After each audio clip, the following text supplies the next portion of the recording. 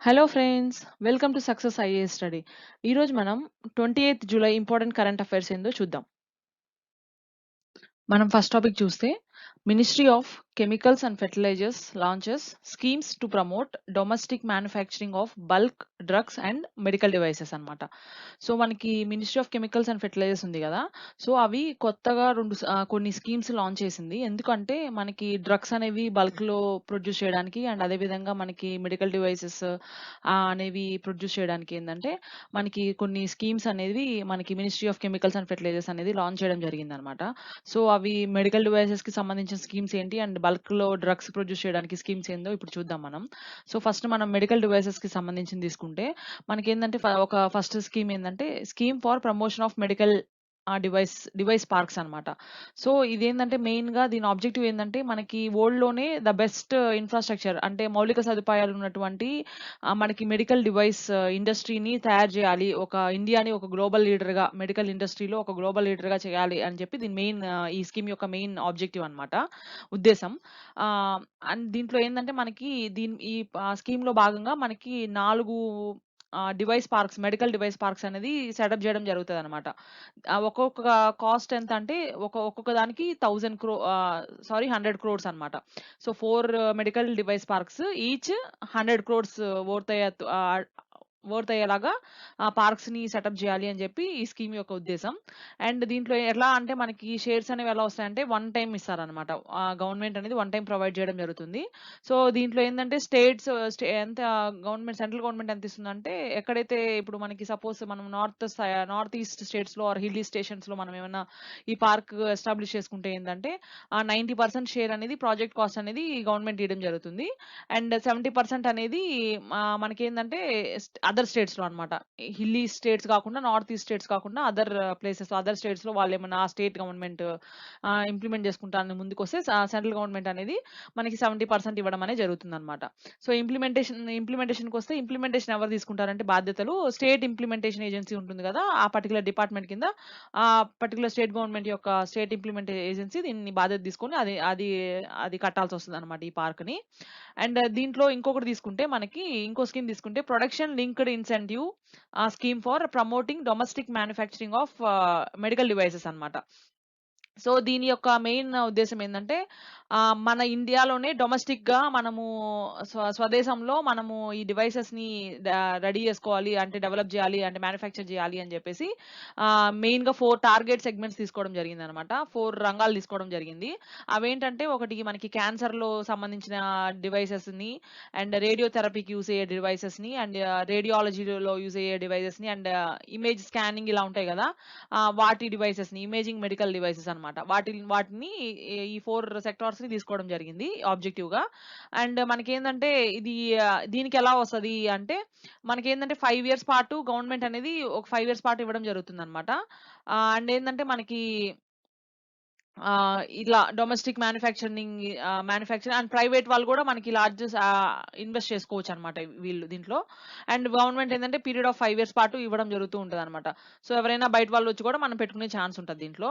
And companies ఎలా అంటే ఏ కంపెనీస్‌కి ఇస్తదంటే బయట కంపెనీస్ అవ్వచ్చు, ఏదైనా అవ్వచ్చు దీంట్లో.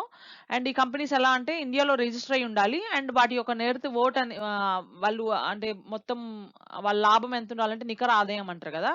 సో, అదెంతుండాలంటే వాళ్ళకి 18,00,00,000 దాకా వాళ్ళు జీడీపీ అనేది జనరేట్ చేసుకుంటూ ఉంటే వాళ్ళకి ఎలిజిబుల్ అవుతారనమాట ఇది పెట్టుకోవడానికి. సో, ఇంప్లిమెంటేషన్ తీసుకుంటే ఆ ప్రాజెక్ట్ మేనేజ్మెంట్ ఏజెన్సీ ఏ కంపెనీ అయితే పెట్టుకుంటదో ఆ పర్టిక్యులర్ ప్రాజెక్ట్ మేనేజ్మెంట్ ఏజెన్సీ ఉంటుంది గదా! సో, అది చూసుకోవాలనమాట బాధ్యతలనేది.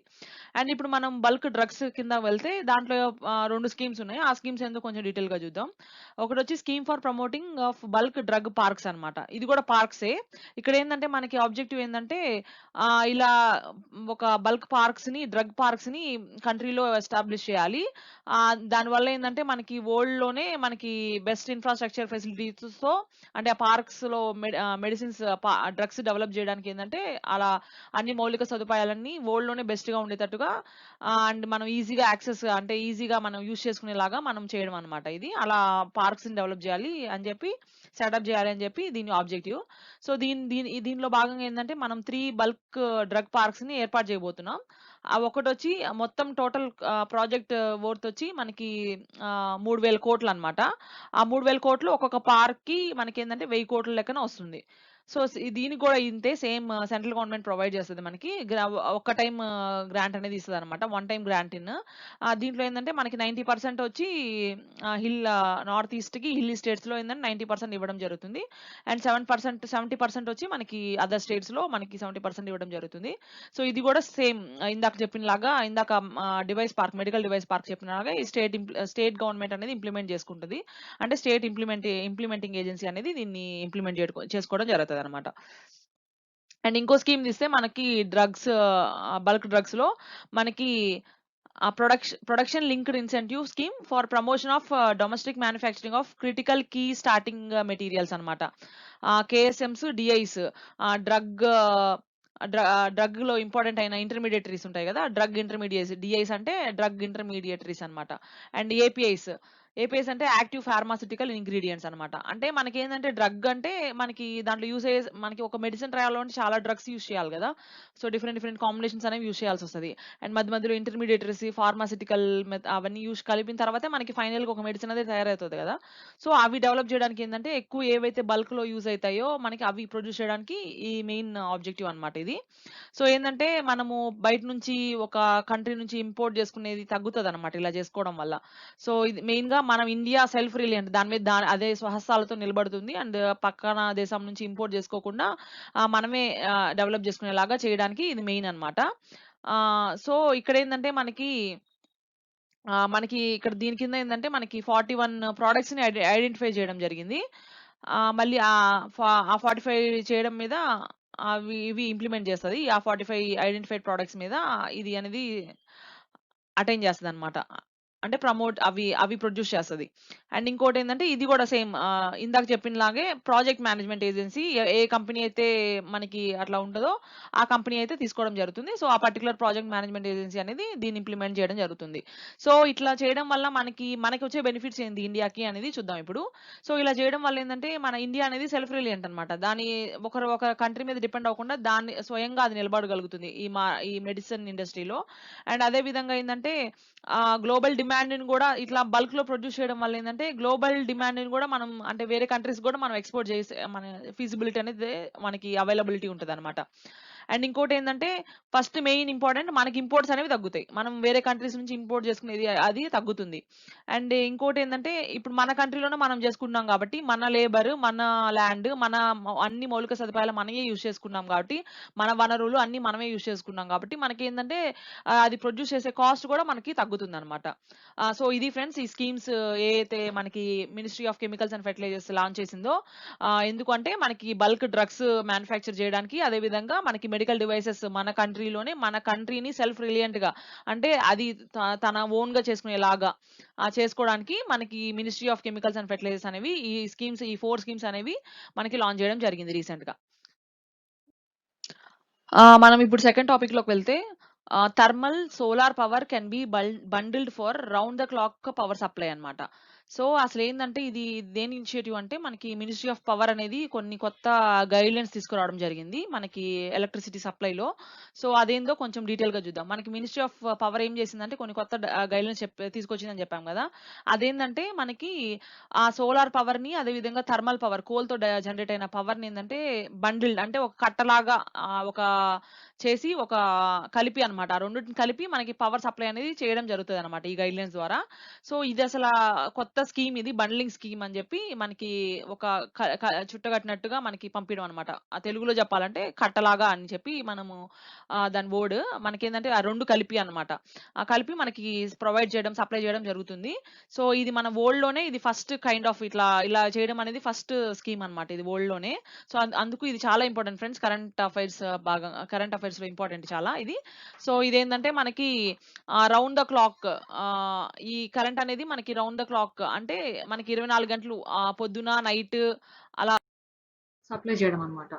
సో మనకి ఈ స్కీమ్ అనేది ఏంటంటే బండింగ్ స్కీమ్ అంటే ఇక్కడ ఇక్కడ ఏం ప్లాన్ చేస్తున్నారంటే ఈ మినిస్ట్రీ పవర్ మినిస్ట్రీ అనేది మనకి ఏంటంటే రెన్యూవబుల్ ఎనర్జీ ఉంటుంది కదా. సో రెన్యూవబుల్ ఎనర్జీ అంటే మనకి అన్నీ వస్తాయి అనమాట. థర్మల్ కాకుండా మనకి సోలార్ ఎనర్జీ కానీ, విండ్ ఎనర్జీ కానీ, హైడ్రో ఎనర్జీ కానీ, వాటర్తో కానీ అన్నీ వస్తాయి అనమాట. రెన్యూవబుల్ అంటే రెన్యూవబుల్ సోర్సెస్ మనకి ఆల్రెడీ మనకి భూమి మీద మనకి దొరికే వాటితో థర్మల్ కాకుండా మనకి వాటిని ఏమంటే మనం రెన్యూవబుల్ ఎనర్జీ అంటాం. సో వీటి ద్వారా వచ్చేది ఏంటంటే ఇవి 2 థర్మల్‌తో పాటు ఇది 2 కలిపి మనకి సెల్ చేయడం అనేది జరుగుతుందన్నమాట ఒక బండిల్ లాగా. సో దట్ అప్పుడేందంటే దాని ఫెసిలిటీ ఏందంటే సో మనం ఎండ్ యూజర్స్ ఉంటాం గదా. వాళ్ళకేందంటే అన్‌ఇంటరప్టెడ్‌గా అంటే ఇంకా మధ్యలో కటింగ్స్, పవర్ కట్ అనేవేం లేకుండా అన్‌ఇంటరప్టెడ్‌గా మనకి పవర్ సప్లై అనేది జరుగుతుందన్నమాట ఈ స్కీమ్ ద్వారా. సో మనకి మెయిన్‌గా కీ గైడ్‌లైన్స్ తీసుకుంటే మనకి మెయిన్‌గా అసలు దీని గురించి స్కీమ్‌లో ఎలా ఉంది అని చెప్పి చూసి తీసుకుంటే, మనకి పవర్ జనరేట్ చేసే వాళ్ళుంటారు గదా. సో వాళ్ళేందంటే, మనకి యాన్యువల్‌లో తీసుకుంటే, మనకి 85% అనేది అవైలబిలిటీలో చూపించాలన్నమాట వీళ్ళు. అంటే వాళ్ళు చెప్పాలి మనకి ఎన్‌ష్యూర్ జేయాలి. అంటే మేము 85% మేము ప్రొవైడ్ చేస్తాము మీకు అని చెప్పి యాన్యువల్లీ అది గూడా మెయిన్‌గా ఆహ్, పీక్ అవర్స్‌లో యాన్యువల్‌గా మనం 85% మేము ఎన్‌ష్యూర్ చేస్తాము. పవర్ వచ్చేలా చేస్తామని చెప్పి వీళ్ళు మనకి ఎన్‌ష్యూర్ చేయాలన్నమాట. ఇంకొకటేందంటే మనకి దీంట్లో బిడ్ చేసుకునే వాళ్ళుంటారు గదా. వాళ్ళేందంటే ఆహ్, మినిమమ్ ఎట్లా అంటే ఇది యాక్చువల్‌గా థర్మల్ పవర్ అనేది గవర్నమెంట్ తీసుకుంటుంది గదా. సో ఈ 51% అనేవాళ్ళు ఇప్పుడు మనకి కొత్త స్కీమ్స్ ద్వారా మనకి సెపరేట్ డిఫరెంట్ వాళ్ళు మనకి బిడ్ చేసుకొని వాళ్ళు చేయడం జరుగుతుంది. జనరేట్ చేయడం జరుగుతుంది గదా. సో ఇప్పుడేందంటే వాళ్ళు అట్‌లీస్ట్ మనకి మినిమమ్ ఒక 51% అనేది రెన్యూవబుల్ సోర్సెస్ సప్లై చేస్తామని చెప్పి వాళ్ళు సప్లై చేయాలన్నమాట. అది మినిమమ్ అది. మినిమమ్ 51% వాళ్ళు సప్లై చేయాలి మనకి. సో ఇప్పుడేందంటే వీళ్ళు ఈ బిడ్డర్స్ అనేవాళ్ళు ఈ థర్మల్ ప్రాజెక్ట్స్‌తో టై అప్ చేసుకొని ఈ రెన్యూవబుల్ ప్రాజెక్ట్స్‌ని ఈ ప్రాజెక్ట్స్‌ని, ఆ ప్రాజెక్ట్స్‌ని ఏందంటే వాళ్ళు టై అప్ చేసుకొని సో మనకి పవర్ అనేది ప్రొవైడ్ చేయడం జరుగుతుందన్నమాట. సో మనకి ఆర్ఈ కాంపోనెంట్స్ అంటే నేను ఆల్రెడీ చెప్పాను కదా. రెన్యూవబుల్ ఎనర్జీ కాంపోనెంట్స్ అంటే పవర్ కాంపోనెంట్స్ అంటే మనకేందంటే solar energy, wind energy, hydro energy అన్నీ ఇంకా డిఫరెంట్ కాంబినేషన్స్ కూడా మనకి దీంట్లో వస్తాయన్నమాట. అండ్ ఇప్పుడు వీళ్ళు ఇలా ప్రొవైడ్ చేయలేదనుకోండి, మనం చెప్పిన పైన 51% గానీ, అండ్ 85% అవైలబిలిటీ గానీ చూపించలేకపోతే, వాళ్ళేం జేయాలంటే, వాళ్ళు వాళ్ళు మనకి రిటర్న్‌లో గవర్నమెంట్‌కి పెనాల్టీ కట్టాల్సొస్తదనమాట. 25% పెనాల్టీ. వాళ్ళ ఆ పర్టిక్యులర్ చెప్పిన వాళ్ళు గైడ్‌లైన్స్ ఫాలో అవ్వకపోతే, అండ్ బిడ్డింగ్ చేసుకున్న తర్వాత వాళ్ళు అది ఫాలో అవ్వకపోతే ఏందంటే, వాళ్ళు 25% అనేది మనకి పెనాల్టీ కట్టాల్సొస్తదనమాట. అండ్ ఇప్పుడు మళ్ళీ ఏంటంటే, మనం దీంట్లో బెనిఫిట్స్ చూసుకున్నామనుకోండి, ఇలా చేయడం వల్ల మనకి అన్‌ఇంటరప్టెడ్ పవర్ అనేది వస్తదనమాట. నిరంతరంగా మనకి పవర్ అనేది సప్లై ఏ మనకి పవర్ కట్స్ లేకుండా మనకి అన్‌ఇంటరప్టెడ్ పవర్ అనేది వస్తుంది. అండ్ దీంతో పాటేందంటే మనకి స్టేట్స్ అనేది ఒక పర్టిక్యులర్ మనకి ఆర్‌పిఓ ఉంది గదా. మనకి రెన్యూవబుల్ పర్చేస్ ఆబ్లిగేషన్ అని జెప్పి. సో వాటినేందంటే అది ఫుల్‌ఫిల్ జేసుకోవడానికి గూడా ప్రతి స్టేట్‌కి యూజ్ అవుతదనమాట ఇది. అండ్ మళ్ళీ ఇంకా మనకి కొన్ని కొన్ని స్టేట్స్‌లో ఏందంటే లిమిటెడ్ పవర్ సప్లైస్ అని జెప్పి గాని, మనకి లో కెపాసిటీ యుటిలైజేషన్ అని చాలా ఉంటాయి గదా. మనకి ఇంతే యూజ్ చేసుకోవాలి. కొన్ని విలేజెస్‌లో అయితే కొన్ని సార్లు అసలు కరెంట్ గూడా ఉండదు. అట్లా ఉంటది గదా. సో ఇలా ఈ స్కీమ్‌ని ఇంప్లిమెంట్ చేసుకోవడం ద్వారా మన మినిస్ట్రీ ఇంప్లిమెంట్ చేయడం ద్వారా ఏందంటే మనకి కంటిన్యూయస్‌గా మనకి డే అండ్ నైట్ మనకి పవర్ సప్లై అనేది ఏ ఆటంకం లేకుండా మనకి పవర్ సప్లై అనేది రావడం జరుగుతుందన్నమాట. మనం ఇప్పుడు థర్డ్ ఇంపార్టెంట్ టాపిక్ చూస్తే మనకి government plans to set up a national land management corporation NLMC. అసలు ఇదేందో చూద్దాం ఇప్పుడు డీటెయిల్‌గా. సో మనకేందంటే గవర్నమెంటు ఒక ప్లాన్ చేసుకుంది. ఏందంటే ఒక ఎన్ఎల్ఎంసీని సెటప్ చేసుకోవాలి అని చెప్పి. ఎన్ఎల్ఎంసీ అంటే ఏందంటే నేషనల్ ల్యాండ్ మేనేజ్మెంట్ కార్పొరేషన్ అన్నమాట. సో ఇదెందుకు అసలు దీని గురించి కొంచెం డీటెయిల్‌గా చూద్దాం. ఎన్ఎల్ఎంసీ అంటే ఏందంటే అదొక ల్యాండ్‌ని మేనేజ్ చేసుకోవడానికన్నమాట. ఇప్పుడు మనకి గవర్నమెంట్‌కి చాలా సర్ప్లస్ ల్యాండ్ ఉంటుంది కదా. మిగిలి భూమి అంటారు కదా. సో ఆ భూమి గాని, మళ్ళీ ఇంకా కొన్ని ల్యాండ్ అనేది గవర్నమెంట్ ఆధీనంలో ఉంటాయి కదా. సెంట్రల్ గవర్నమెంట్ కింద. అండ్ కొన్ని పబ్లిక్ సెక్టర్ ఎంటర్‌ప్రైజెస్ ఉంటాయి కదా! సెంట్రల్ పబ్లిక్ సెక్టర్ సీపీఎస్‌ఈస్ అంటారు కదా! వాటి కింద ఉంటాయి కదా! కొన్ని భూములు వాటికి కేటాయించినవి ఉంటాయి కదా! సో అవేందంటే మనకి పర్టిక్యులర్‌గా డిపార్ట్‌మెంట్ అనేది మనకేం లేదు దానికోసం. అంటే దాన్ని మేనేజ్ చేసుకోవడానికి, దాన్ని చూసుకోవడానికి, దాన్ని పరిరక్షించడానికి, అన్నీ చేయడానికి ఏందంటే మనకొక ఏం లేదు కాబట్టి ఒక డిపార్ట్‌మెంట్. సో ఇదేందంటే మనకి ఒక కార్పొరేషన్ ఎన్ఎల్ఎంసీని సెటప్ చేసుకుంటే బావుంటది. ఒక సెపరేట్ అథారిటీ లాగా అది కంప్లీట్‌గా ల్యాండ్ అసెట్స్ వాటి చూసుకోవడానికి ఏందంటే ఇది యూజ్ అవుతదని చెప్పేసి మనకి ఇది చేసుకోవడం జరిగిందనమాట. చేసుకోవడం జరిగింది. సో, ఇప్పుడు దీంట్లో ఏందంటే మనకి ఇది మెయిన్‌గా ఏం చేస్తదంటే ఇదొక ఈ ఎన్ఎల్ఎంసీ అనేది ఒక స్పెషల్ పర్పస్ వెహికల్‌ని సెటప్ చేసుకుంటది. చేసుకొని అదేందంటే ఉన్న ల్యాండ్ ఏందంటే లీజ్‌కి తీసుకొని అది అది మేనేజ్‌మెంట్ చేస్తదనమాట కంప్లీట్‌గా. సో, ఇదేందంటే ఏమన్నా ఆక్యుపై చేశారనుకోండి వేరే వాళ్ళు. సో, గవర్నమెంట్ ల్యాండ్‌ని. సో, ఇదేందంటే వాటిని రీసెటిల్‌మెంట్ చేయడం ఆర్ వాళ్ళని ఖాళీ చేపిచ్చడం అలాంటివి. అండ్ ఇప్పుడేదైనా గవర్నమెంట్ ల్యాండ్ అమ్మాలి అనుకుంటే లైక్ రియల్ ఎస్టేట్ మార్కెట్స్‌లో సో, అలాంటివి అమ్మడం, కొనడం అలాంటివి చేస్తూ ఉంటదనమాట. ఇది మొత్తం ల్యాండ్ గవర్నమెంట్‌కి సంబంధించిన సెంట్రల్ గవర్నమెంట్‌కి సంబంధించినవన్నీ ఇదే చేస్తూ ఉంటదనమాట. సో, ఏమన్నా అగ్రీమెంట్స్ చేయడం డెవలప్‌మెంట్స్ కోసం అట్లాంటివి అగ్రీమెంట్స్ చేసుకోవడం అన్నీ ఈ సెంట్రల్ గవర్నమెంట్ పర్మిషన్ అంటే సో, ఇది ఒక అథారిటీ లాగా ఇది మెయిన్‌గా డీల్ చేసుకుంటా ఉంటది వీటి గురించంతా. సో, ఇది ఫ్రెండ్స్ దీని గురించి. అండ్ మనం నెక్స్ట్ ఇంపార్టెంట్ టాపిక్‌లోకి వెళ్తే మనకేందంటే centre to convert ravines of Chambal region arable land with World Bank support అన్నమాట. మనకిదేందంటే మనకి రావిన్స్ అంటే ఏందంటే మనకి బీహాద్ మనకి ఇక్కడేందంటే చంబల్ రివర్ ఉంది గదా! అక్కడేందంటే మనకి కొంచెం లోయల్లాగా, గుంతల్లాగా ల్యాండ్ అనేది కొంచెం ఏంది ఎరోషన్ వల్ల ఏందంటే మనకి వాటర్ ఫ్లో అయినప్పుడు ఏందంటే కొంచెం కొట్టుకోబోతూ మనకి కొంచెం కొంచెం గుంటల్లాగా, కొంచెం ఎత్తులు పల్లాలు అట్లా ఫార్మ్ అయితదనమాట ల్యాండ్ అనేది. సో, ఇక్కడేందంటే ఆ ఏరియాలో ఉన్నటువంటి అంటే మధ్యప్రదేశ్‌లో ఉంది మనకి చంబల్ రివర్ అనేది. గ్వాలియర్ చాంబల్ బెల్ట్ ఉంది గదా! మధ్యప్రదేశ్‌లో. ఆ ఏరియానేందంటే మనము ఇట్లా ఏరబుల్ ల్యాండ్ అంటే మనం ఫ్యూచర్‌లో కల్టివేషన్‌కి యూజ్ చేసుకునేలాగా మార్చుకోవాలి అని చెప్పి మనకి సెంటర్ అనేది ఏందంటే ఆహ్, అట్లా వరల్డ్ బ్యాంక్ సపోర్ట్‌తో అది చేస్తుందనమాట. సో, మనకి కరెంట్‌గా ఎంతుందంటే 3,00,000 హెక్టార్స్ ఆఫ్ అలాంటి భూమి ఉందనమాట. రాకీ అండ్ ఎట్లా ఉంటదంటే అది కొంచెం రాళ్ళుతో, గుట్టలతో అట్లా అన్‌ఈవెన్‌గా అంటే ఎత్తులు, పల్లాలు అట్లా ఉంటదనమాట ఇది. సో, అది కల్టివబుల్‌కి యూజ్ అవ్వదనమాట. అలాంటిది మనకి 3,00,000 హెక్టార్స్ వరకు ఉంది. సో, ఆ ల్యాండ్ ఏందంటే మనము ఇట్లా ఏరబుల్ ల్యాండ్‌గా కన్వర్ట్ చేసుకోవాలి అని చెప్పేసి ఆహ్, మనం ఇది చూస్తుందనమాట. ఇది మెయిన్‌గా దీని గురించి. సో, ఈ ప్రాజెక్ట్ ఏందంటే మనకి ఈ రావెన్స్‌ని లెవెల్ జేయడం, తర్వాత ట్యాంక్స్‌ని ఒక అవి చేసుకోవడం అండ్ ఆహ్, బ బన్స్‌ని క్రియేట్ జేసుకోవడం. ఇట్లా చేయడం వల్ల ఏందంటే మనకి ఎరోషన్ అనేది పోకుండా అంటే మెయిన్ సాయిల్ మనకి ఫైన్ టాప్ లేయర్ ఉంటది గదా!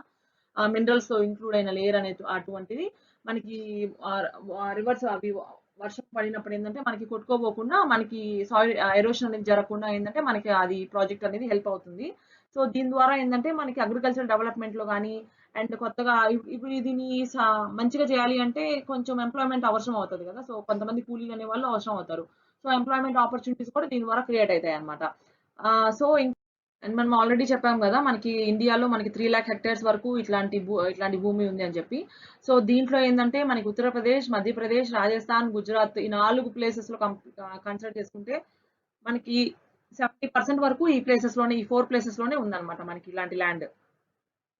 మనకి ఇవి ఎందుకు ఫార్మ్ అయితాయంటే, మనకి క్లైమేట్ చేంజెస్ వల్ల, డీఫారెస్టేషన్ వల్ల మనం ఏందంటే పశువుల్ని ఓవర్ గ్రేజింగ్ జేయడం వల్ల, అవి మేతకి ఆ ప్లేస్‌కెళ్ళి మొత్తం ఎక్కువ ఓవర్‌గా చేయడం వల్ల, మేతకి ఆ పర్టిక్యులర్ ల్యాండ్‌కెళ్ళి వాళ్ళు వదిలేస్తారు గదా! మనకి తెలిసుంటది గదా మీకు. పశువుల్ని పంపించేసి మేతకి అక్కడికి పంపించేస్తారు ఆ ల్యాండ్ మీదకి. సో, ఏందంటే ఓవర్‌గా ఇంకా అట్లా వదిలేసినప్పుడు ఏందంటే ఇష్టం వచ్చినట్టు అవి తింటూ ఉంటాయన్నమాట ఇంకా. సో, అలా ఓవర్‌గా గ్రేజ్ చేయడం వల్ల, మళ్ళీ డీఫారెస్టేషన్ మనం చెట్లు నరికేయడం వల్ల, మళ్ళీ మన పంటలు అనేవి ఒక పర్టిక్యులర్ పంటలనే వాడడం వల్ల, అండ్ మనకి టెక్టోనికల్లీ మనకి లోపల భూమిలో మనకి మూవ్‌మెంట్స్ అనేవి జరుగుతూ ఉంటాయి గదా! ఒక ప్లేట్‌కి మధ్య. సో, ఆ ప్లేట్స్ ఏందంటే ఇట్లా మూవ్ అవ్వడం వల్ల ఏందంటే ఒక ప్లేట్ పైకెళ్ళడం, ఒక ప్లేట్ కిందకెళ్ళడం అలా దానివల్ల గూడా మనకేందంటే ఇది ఫార్మ్ అవుతూ ఉంటాయి. ఈ రావైన్స్ అనేవి. అండ్ కొన్ని ఆహ్, ఆహ్, సైక్లోన్స్ అట్లాంటి వాటి వల్ల గూడా మనకి టాప్ మోస్ట్ లేయర్ వర్షాలు మళ్ళీ ఇట్లా మనకి గాలులు లైక్ తుఫాన్లు అలా ఉంటాయి గదా! సో, వాటి వల్ల గూడా మనకేందంటే టాప్ మోస్ట్ లేయర్ అనేది వెళ్ళిపోతూ ఉంటదనమాట. సో, వెళ్ళిపోతూ ఉంటే ఒక ప్లేస్‌లో గుంటలాగా ఫార్మ్ అయిపోతూ ఉంటది. ఒకే ప్లేస్‌లో మీరు చూడండి వాటర్ ఒక ప్లేస్‌లో పోస్తూ ఉండండి. ఒకే ప్లేస్‌లో. అక్కడ మీకేందంటే ఒక హోల్ లాగా ఫార్మ్ అయిపోతూ ఉంటుందనమాట కిందకి. అట్లా పెద్ద రివర్ ఒక ఫ్లో అవుతూ మధ్యలో ఆగిపోయి మళ్ళీ ఫ్లో అవుతూ అట్లా ఉందంటే మనకి ఒక అవి ఎత్తులు పల్లాలుగా అట్లా ఫార్మ్ అయిపోద్దనమాట ల్యాండ్. సో, ఇది రావిన్స్ ఎలా ఫార్మ్ అవుతదంటే అండ్ మనం దీన్ని ఎరాడికేట్ చేయాలంటే మనం ఏందంటే ల్యాండ్ లెవెల్ చేసుకుంటూ ఉండాలి. అండ్ మనం ఇంకా డిఫరెంట్ కల్టివేషన్స్ అంటే ఒకే పర్టిక్యులర్ క్రాపే కాకుండా డిఫరెంట్ క్రాప్స్ పండించుకునేలాగా అది మనం ప్రోత్సహించాలి. అండ్ కౌంటర్ బండింగ్ అని మీకు ఆల్రెడీ తెలుసు కదా! అట్లా అది చేస్తూ ఉండాలి. అండ్ ఈ కన్జర్వేషన్ మనకి సైంటిఫిక్ మెథడ్స్ ఉన్నాయి కదా! సాయిల్ కన్జర్వేషన్, స్ప్రింక్లింగ్ సిస్టమ్స్ అలాంటివి ఉన్నాయి కదా! మనకి సైంటిఫిక్ మెథడ్స్‌గా ఎక్కువ వాటర్ యూజ్ చేయకుండా, సాయిల్ ఎరోస్ అయిపోకుండా, అంటే వాటర్ ఎక్కువ ఫ్లో చేస్తే అంటే మనకి వెళ్ళిపోతూ ఉంటదన్నమాట వాటర్ అక్కడి నుంచి. సో ఇప్పుడేంటంటే స్ప్రింక్లర్ సిస్టమ్, ఇప్పుడు కొత్తగా సైంటిఫిక్ టెక్నాలజీస్ అన్ని వచ్చినాయి కదా మనకి కల్టివేషన్‌లో. సో అలాంటి మెథడ్స్ ఫాలో అవ్వడం ద్వారా అండ్ ఇలాంటివి చేయడం వల్ల ఏందంటే మనం ఈ రావెన్స్ అనేవి ఏర్పడకుండా ఫ్యూచర్‌లో మనం చేసుకునే ఛాన్స్ ఉంటుందన్నమాట. సో ఇది ఫ్రెండ్స్ దీని గురించి. అండ్ మనం నెక్స్ట్ ఇంపార్టెంట్ టాపిక్ చూస్తే India likely to miss target of eradicating AIDS by 2030. Indian council of medical research study అన్నమాట. సో ఇది ఎవరు చెప్పారంటే మనకి ఈ స్టడీ అనేది Indian council of medical research ఉంది కదా! సో అది ఇవ్వడం జరిగింది. యాక్చువల్‌గా ఏందంటే మనకి ఆల్రెడీ మనము యుఎన్ హై లెవెల్ మీటింగ్‌లో ఎయిడ్స్ మీద జరిగింది కదా! యుఎన్స్ హై లెవెల్ మీటింగ్ అని చెప్పి 2016లో. దాంట్లో ఇండియా ఏం కమిట్ చేసిందంటే మేము 2030 కల్లా ఈ ఎయిడ్స్ అన్నిటిని ఎరాడికేట్ చేస్తాము. మొత్తం తొలిచివేస్తాము అన్నట్టుగా మనకి ఇది చెప్పడం జరిగిందనమాట. ఆ మీట్‌లో కమిట్ చేసుకుందనమాట. నేను ఇట్లా చేస్తాను అని చెప్పి మన ఇండియా అనేది కమిట్ చేసుకోవడం జరిగింది. సో ఇప్పుడేందంటే అది దేంట్లో గోల్ అంటే మనకి ఆల్రెడీ మనకి సస్టైనబుల్ డెవలప్‌మెంట్ గోల్స్ ఉన్నాయి గదా! దాంట్లో 3.3లో మనకి ఎరాడికేషన్ ఆఫ్ ఎయిడ్స్ అనేది వస్తదనమాట. 2030లో మనకు సస్టైనబుల్ డెవలప్‌మెంట్ గోల్ అది మనకి. 2030లోకి 2030 కల్లా మనము ఎయిడ్స్‌ని ఎరాడికేట్ చేసుకోవాలని చెప్పేది మనకి సస్టైనబుల్ డెవలప్‌మెంట్ గోల్ 3.3 అన్నమాట. సో ఇప్పుడేందంటే ఈ స్టడీ ఇంకేం చెప్పిందంటే మనకి ఇన్ఫెక్షన్స్ అనేవి యాక్చువల్‌గా మన టార్గెట్ ఏందంటే మనకి 75% 2020 కల్లా 75% తగ్గాలి అని చెప్పి మన టార్గెట్ పెట్టుకోవడం జరిగిందనమాట మన ఇండియా. సో దీంట్లో ఎంత తగ్గింది అంటే 2010, 2017కి తీసుకుంటే మనం ఎంత జస్ట్ ఓన్లీ 27% మనకి న్యూ ఇన్ఫెక్షన్స్ రాకుండా మనం ఆపగలిగినామనమాట. ఓన్లీ 27%. మన టార్గెట్ వచ్చి 75% 2020కి. 17కి మనం డేటా తీసుకుంటే మనం ఓన్లీ 27% ఆపగలిగాం. అండ్ మళ్ళీ ఓవరాల్‌గా 2017 డేటాలో మనకి ఎంతమంది ఎయిడ్స్ పేషెంట్స్ ఉన్నారు అంటే ఎవరైతే ఎయిడ్స్ వచ్చిందో వాళ్ళు ఎంతమంది ఉన్నారంటే మనకి 2.1 మిలియన్ పీపుల్ వరకు ఉన్నారనమాట.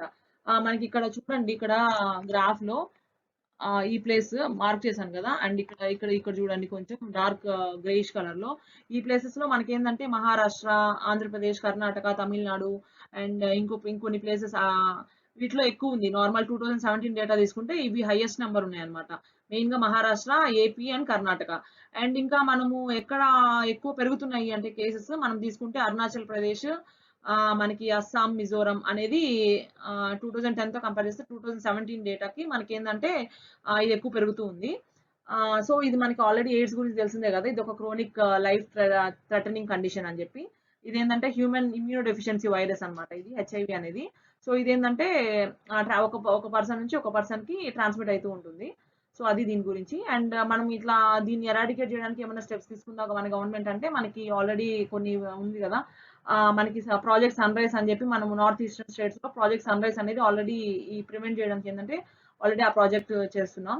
అండ్ ఇంకొకటి ఏందంటే నేషనల్ స్ట్రాటజిక్ ప్లాన్ 1724లో మనకి దీని గురించి అదొకటి ఉంది. అండ్ ఇంకొకటి తీసుకుంటే మనం నేషనల్ ఎయిడ్స్ కంట్రోల్ ప్రోగ్రామ్, మనకి బేస్డ్ ఆన్ 3 పిల్లర్స్ మీద ఇది ప్రోగ్రామ్ అనేది ఇంప్లిమెంట్ చేయడం జరిగింది. అవేంటంటే ప్రివెన్షన్ అంటే రాకుండా చూసుకోవడం, అండ్ ట్రీట్మెంట్ మీద అండ్ కేర్ కౌన్సెలింగ్, ఈ 3 పిల్లర్స్ మీద మనకి ఈ ప్రోగ్రామ్ అనేది స్టార్ట్ చేయడం జరిగింది మన గవర్నమెంట్. సో ఎయిడ్స్‌ని ఎరాడికేట్ చేయడానికి. సో ఇది ఫ్రెండ్స్ వీటి గురించి. సో మరిన్ని అప్డేట్స్‌తో మళ్ళీ మీ ముందుకొస్తాం. Thank you friends.